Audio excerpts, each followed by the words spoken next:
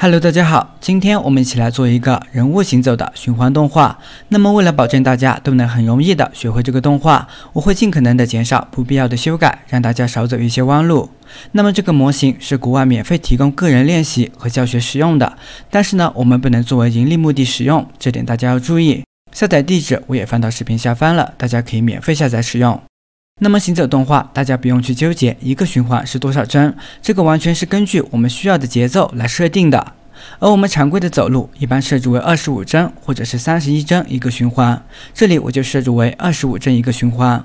好了，现在我们直接开始教学。那么为了防止误选，我们先屏蔽骨骼和表面选择，然后在右下角开启自动 K 帧。接着我们打开动画首选项设置，这里我们把时间滑块高度设置为2倍，方便操作。更新视图设置为全部，最大播放速度设置为24 fps， 然后我们点击保存。接着我们选择所有的控制器，我们在第一帧的时候按下 S 键 K 帧。那么人在正常行走的时候，身体重心都会向前倾一些，所以这里我们让它固定的倾斜一个角度。然后我们选择第一帧，我们来调节第一个接触地面的 pose。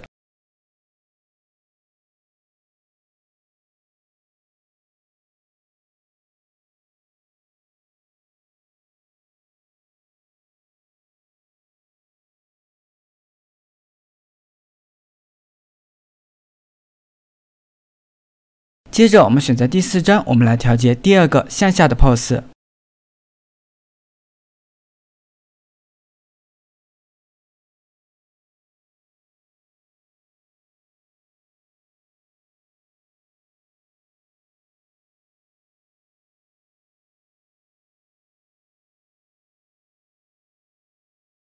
接着我们选择第7帧，我们来调节第3个过渡状态下的 pose。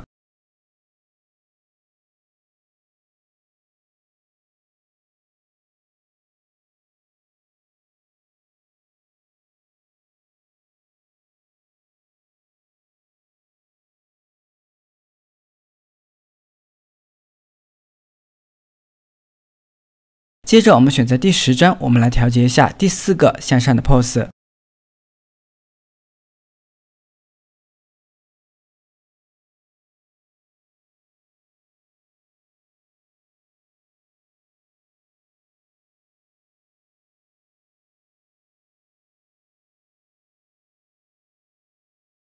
那么第13帧是整个循环的中间关键帧，它和第一帧和第25帧是刚好相反的，所以这里我们可以在第一帧选择其中一只脚的控制器复制关键帧，然后在第13帧选择另一只脚的控制器复制粘贴关键帧，接着再回到第一帧复制关键帧，然后在第13帧选择另一只脚的控制器粘贴关键帧，接着我们再把控制重心的躯干控制器直接复制过来。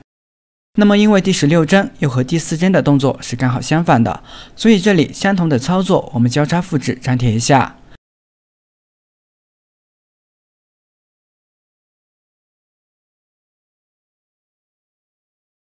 还有这个躯干控制器我们也别忘记了。同样的，第19帧和第7帧的动作是刚好相反的，我们操作一下。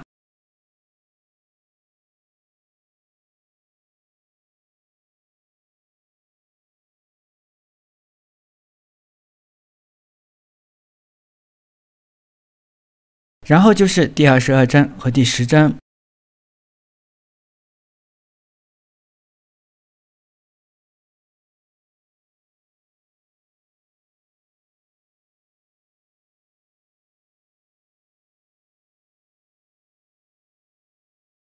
那么第25帧它是整个循环的结束帧，它需要接上我们的第一帧，所以这里我们直接把第一帧的所有关键帧复制到第25帧就 OK 了。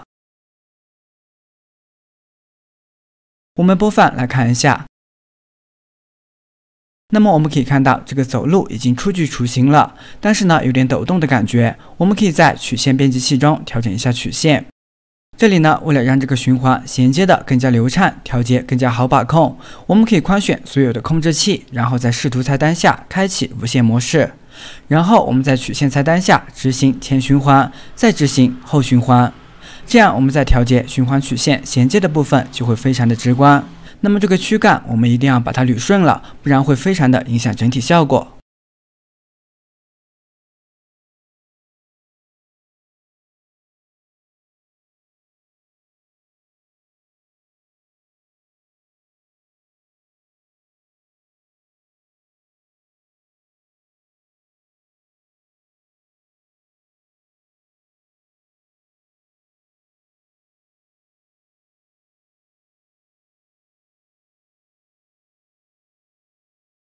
接着我们切换到前视图中，那么我们正常的走路重心都会有细微的变化的，所以这个脚踩踏向前接触地面的位置是向内的。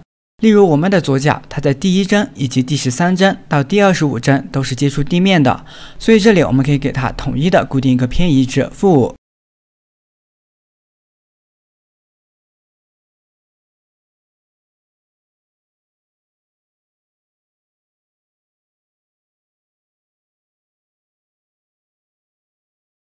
然后就是右脚，它在第1针到13针以及第25针都是接触地面的，所以这里我们可以给它们统一的固定一个偏移值5就 OK 了。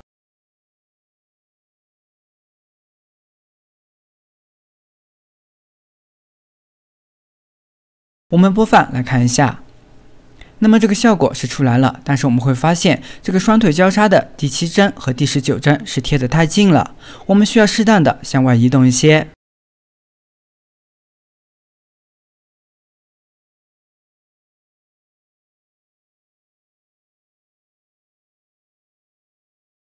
然后我们检查一下细节，针对感觉抖动、卡顿厉害的地方做调节。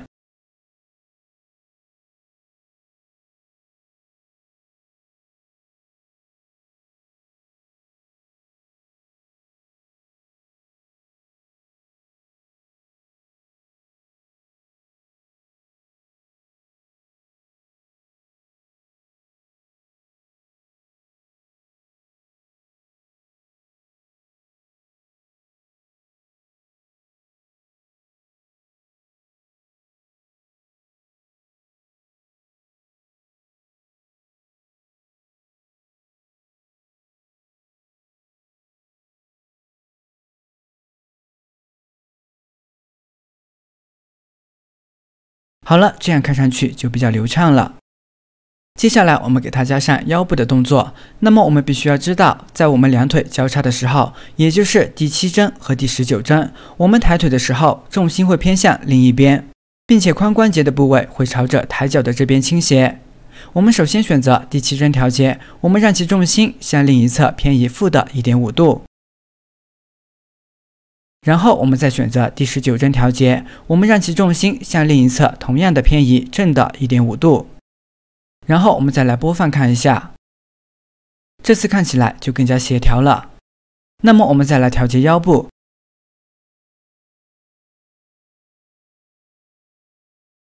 那么腰部当跨出的时候是最大值，所以我们只需要设置第1针、第13针和第25针。我们选择第1针，这里我们让它旋转偏移负的5度，然后稍微的倾斜一点，2度左右。我们选择第13针，这里我们让它旋转正的5度，同样的倾斜负2度左右。那么第25针的话，我们直接复制第1针。好了，我们播放来看一下。那么我们可以看到这个腰部有点僵，略微的同步，所以我们需要把这个针给它错开，也就是所谓的滞后。我们选择控制器，我们选择所有的关键针，然后按住 Shift 键，统一的向后拖动一针。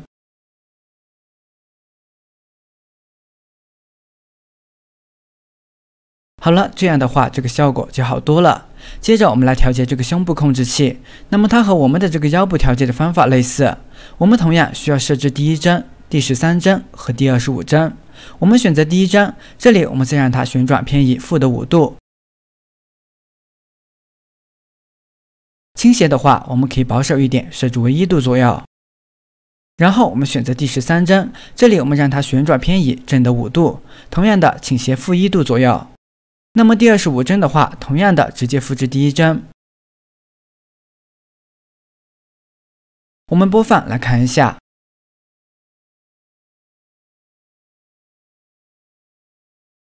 那么我们可以看到，这个肩部还是和腰部太过于同步，显得僵硬。我们同样的需要再错一次针，我们选择控制器，我们选择所有的关键针，然后按住 Shift 键，统一的向后拖动一针。这样的话，这个效果就好多了。接下来我们就开始调节手部，我们先把2只手放下来。那么这个肩部太高了，我们统一的向下压一下。好了，这样就差不多了。那么这个手指我就不调了，我直接用脚本定一个造型。然后我们框选所有的控制器，将第一帧复制到最后一帧。好了，现在我们开始来调节这个手上的动作。那么这个手臂我尽量调的精确有规律一点，这样大家也好参考学习，避免浪费更多的时间。具体的表格参数，大家可以到我视频下方的博客链接中去对照。我们选择第一帧，我们来对它进行调节。那么这里我们让这个手臂有一个弯曲的幅度就行了。手腕的话保持原样。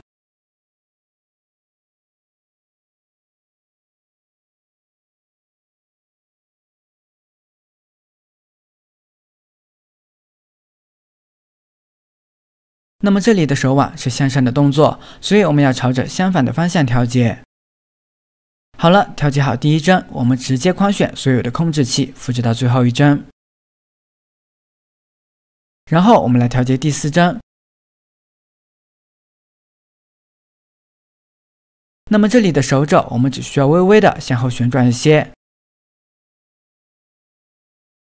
这个手腕的话，它是滞后的，所以这里我们也需要微微的向后旋转一些。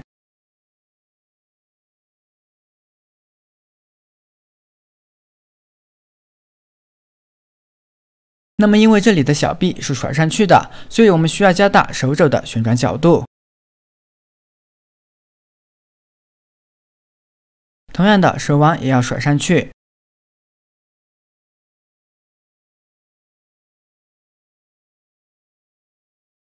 这样的话，这个手部动作就不会显得僵硬。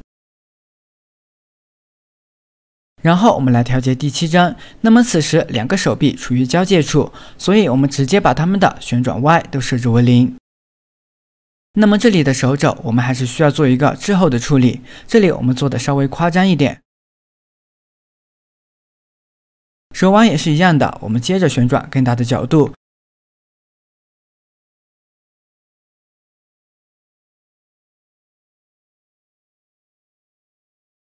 那么这个手腕的方向和另一只是相反的。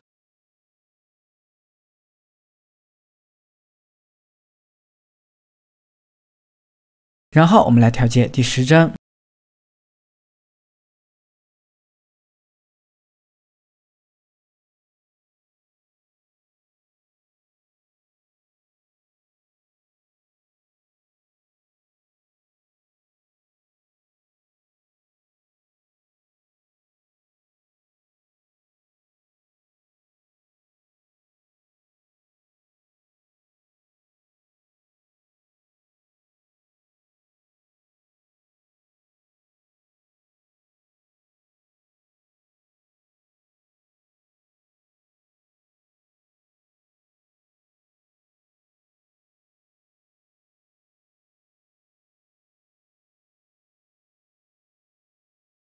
然后我们来调节第13帧，那么它和第一帧是相反的，这个没什么说的。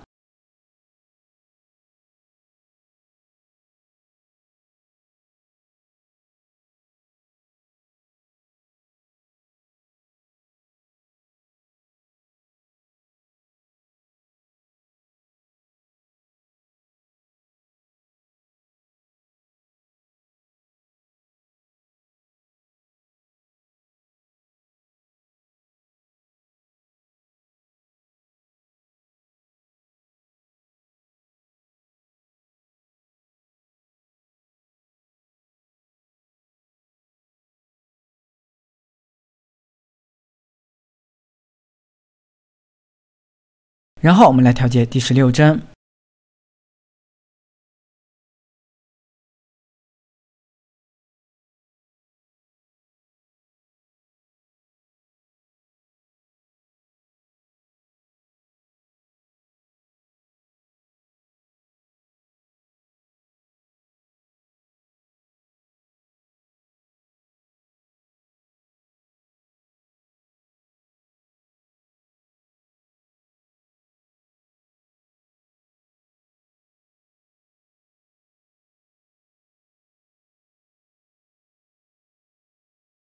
然后我们来调节第19帧，这里是交界处，我们直接把它们的旋转 Y 都设置为0。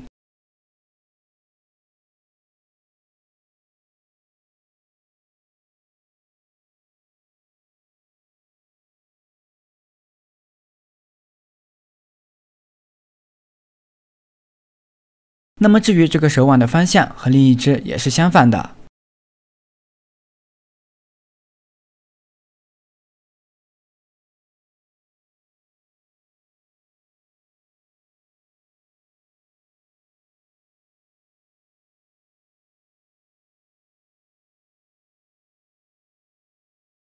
然后我们来调节第22帧。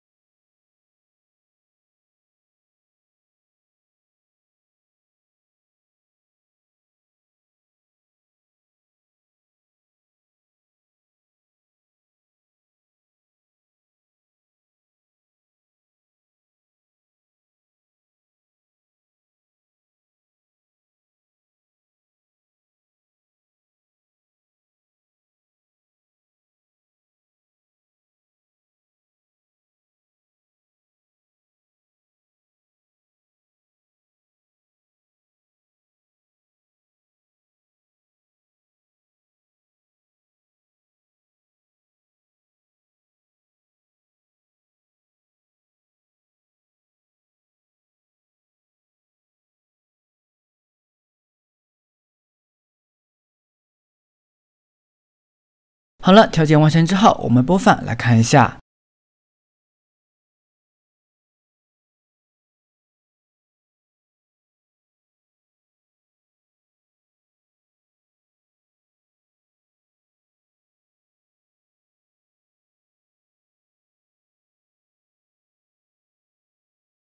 那么我们可以看到效果是出来了，但是有的地方还是很卡顿。这个时候我们就可以调节各个控制器的曲线，将曲线调顺一点，基本就没什么问题了。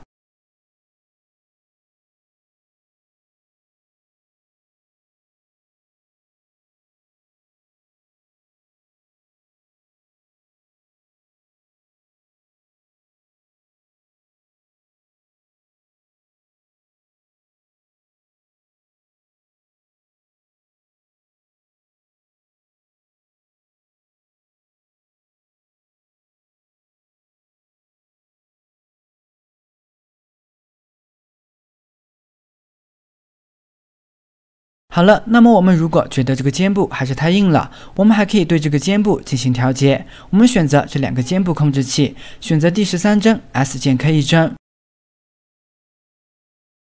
我们可以看到，此时为手臂运动的最大值。此时的手臂即将向下摆动，我们就将它朝着相反的方向旋转。同样的方法调节第1帧，它和第13帧是刚好相反的。然后我们框选所有的控制器，复制到最后一帧。好了，我们播放来看一下。那么此时这个肩部效果就好多了。当然，如果我们在调节的时候觉得这个节奏还是有点不对，我们可以通过错帧的方法来进行调节。一般的话，1-2帧就足够了。好了，那么关于这个行走动画就讲到这里。至于细节，大家可以在此基础上多多研究。今天的视频就到这里，我们下期再见，拜拜。